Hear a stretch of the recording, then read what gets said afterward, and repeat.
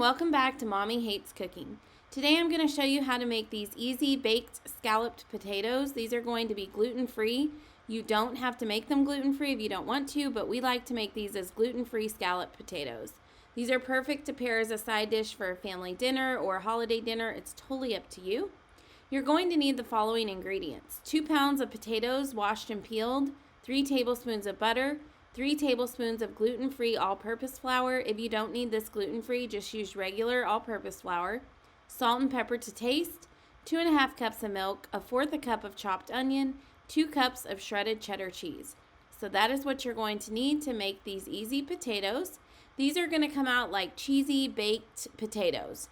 It's a great comfort meal, and it serves usually about 6 to 8. We can normally serve 8 with this. So it's a great little side dish. This recipe was adapted from an old cookbook that I had that was handed down to me from several generations ago, so it's one that's been around for a while. So the first thing you're going to want to do is preheat that oven to 350 degrees Fahrenheit, and then slice and peel your potatoes if you need to. Now the first step that we're going to do here is to go ahead and grab a small saucepan, and you're going to melt the butter. Keep it on low heat after that butter is melted, and then you're going to whisk in the flour, salt, and pepper and just stir that up until it's smooth. So that is what I'm doing here. My butter is melted, and now I'm going to add in my flour. Now I'm using gluten-free all-purpose flour. It's an even swap with regular flour. So if you don't need this gluten-free, you can definitely use whatever flour you have on hand. So it's going to make kind of like a thick, creamy paste, and then you're going to remove it from the heat and add in your milk. So I am just mixing that up, and now I'm going to add in that milk. Right after you add the milk in, you're going to put it right back on the heat. So I just move it over, and then I move it back, and I turn off the burner in between.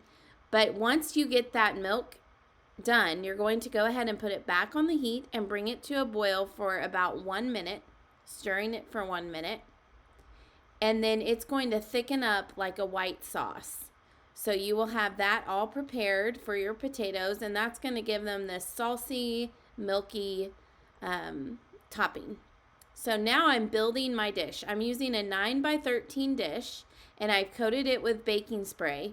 And then I'm going to go ahead and layer in those potatoes. Now these potatoes are cut, they're sliced, so I've sliced them. And you can do them about 1/4 inch thick or an 1/8 inch, whichever you prefer. And then you're going to place the potatoes on the bottom, top it with half the onion, a cup of cheese, and 1/3 of the sauce. And then you're going to repeat the layers and finish it off with the sauce and cheese. So I am currently working on repeating those layers. So I'm adding in the onion, and then I'm going to go back over it with sauce and cheese. And this is pretty easy to put together.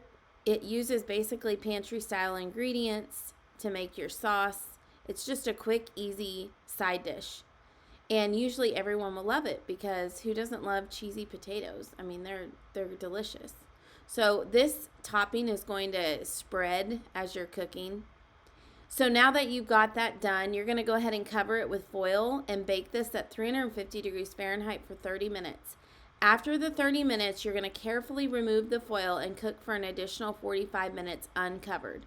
So it starts out with 30 minutes covered and then 45 minutes uncovered, or until those potatoes are soft. So this is right after I took the cover off.